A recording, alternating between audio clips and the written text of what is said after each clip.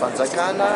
dia nataterahany fotodrafitrasa fa amin'izao fotoan'izao zany a dia efa misy ny fiarah-miasa io misehatra tsy miakana sy ny fotoram-panjakana. Fotoram-panjakana aloha voalohany indrindra dia mametraka ny sehatra ny tontolo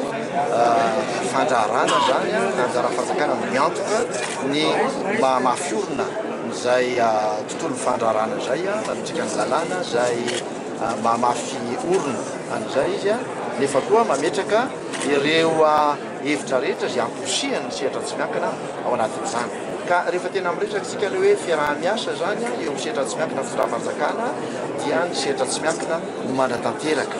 ny asa izy no mitady ny famontsiam-bolo atao amin'izany a fotoram-panjakana zany a dia mety afaka mitondra zay entiny ao anatin'izy koa amin'ny anjara zay fototram-panjakana tsy voatery vola zany izy a fa zay no tena zava-dehibe amin'izy.